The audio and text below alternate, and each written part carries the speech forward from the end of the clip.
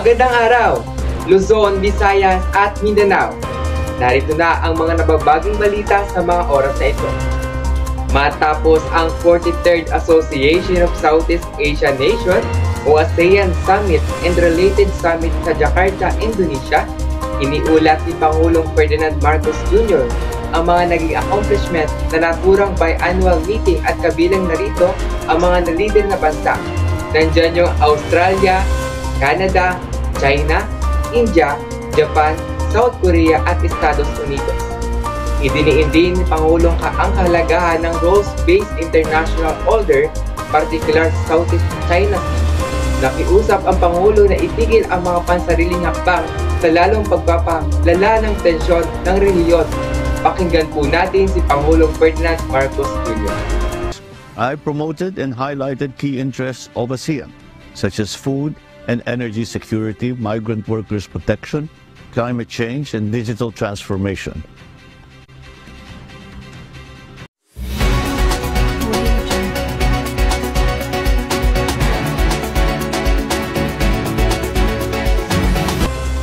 Sa mga naghahanap ng trabaho, may 25,000 oportunidad sa Japan na para talaga sa mga Pinoy. Nakatutok si Rexel Torres. Isa si JR sa mga Pilipinong tumapak sa tanggapan ng Department of Migrant Workers, bit-bit ang pangarap na makapagtrabaho sa ibang bansa. Tila nakikaayon raw ang tadhana ni JR dahil sa pagbubukas ng Philippine-Japan Friendship Week. Ngayong anunsyo, 25,000 trabaho ang magbubukas sa Japan. Kabilang narito ang construction, hospitality, medical at iba pa.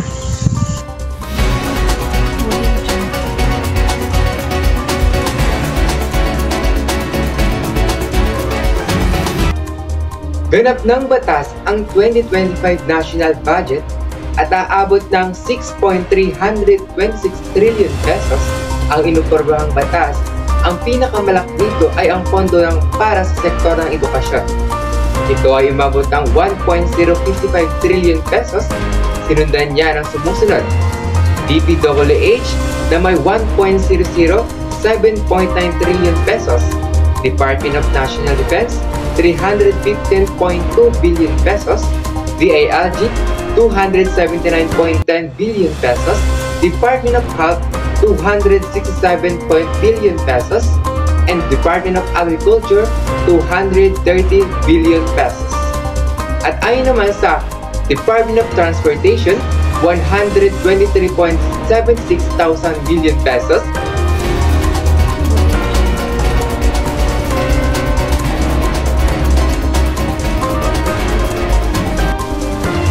halos 20 milyong Pilipino ang naturang na mahirap ayon sa datos ng Philippine Statistics Authority.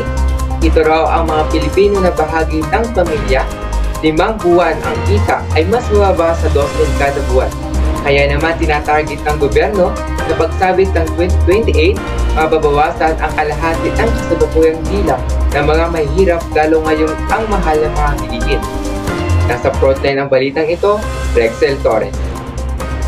Sa pangangalakal na lang sa Quezon City, inaasa ni Joy Vincent ang pangangailangan ng kanyang 4 na anak. 300 piso ang kinikita niya kada araw. Kung araw-araw siya magtatrabaho ay walang day off. Kikita siya ng 9,000 piso kada buwan. Sa lagay na yan, mas maayos daw sila ngayon kumpara noong lockdown. Isa ang pamilya ni Joy sa 18.1% itinuturing ng Philippine Statistics Authority na mahirap. Katumbas ng halos 20 milyong Pinoy na mahigit 2 milyon kumpara noon bago magkapera. Ayon sa PSA, dapat 12,000 pesos ang buwan ng kita para hindi ituring na mahirap ang isang pamilyang may 5 miyembro. Hindi raw ito ay kinagulat ng National Economic Development Authority o NEDA na mas mababa para sa inaakala nilang dagdag na 4 na milyong mahihirap. Ang sinisisi nila ang dahilan ay ang pagdagdag ng COVID-19 pandemic. 12,030 pesos ang dapat kinikita ng isang pamilya na may 5 miyembro. Ay hanggang saan nga ba aabot ang 12,030 pesos kada buwan? Ayon sa PSA, dapat ilaan sa pagkain ang mahigit 8,000 yon. Yun nga lang, Ang halagang yan ay mahirap para sa ilang kababayan natin. Mahal ang bilihin, kaya kahit ang PSA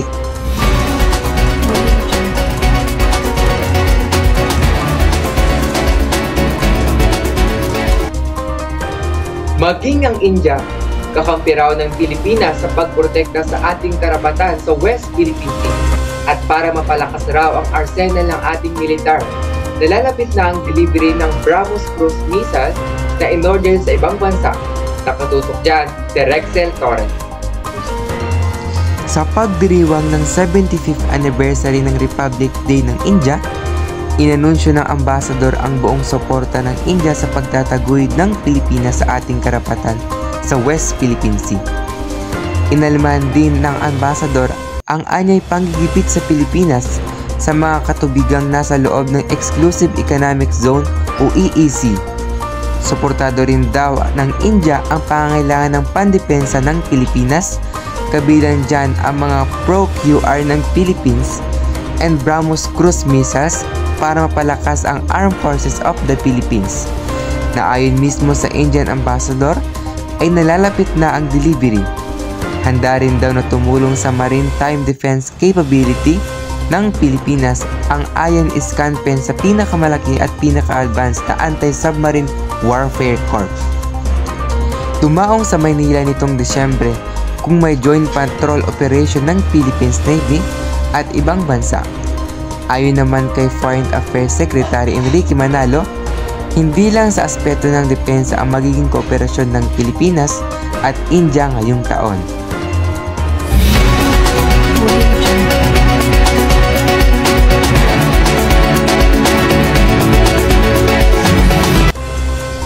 Batas na sa Australia ang pagbabawal sa mga edad 15 pababa na gumamit ng social media at ibang bansa. Epektibo ang ban sa November 2025, pero sa Enero, may trial na ng paraan ng pagpapatupad nito, lalo na ang Social Media Minimum Age Act na babawasan ang insidente ng cyberbullying sa labis daw na nakakaapekto sa mental health ng mga kabataan. Inatasan ng social media at tiyakin na ang mga user na dapat edad 16 pataas ang mga lalabag ay may multang hanggang 4.5 million Australian dollars o mahigit 1.9 billion pesos. Ako po si Rexel Torres mula sa Balitaang Lehitimo, nag-uulat.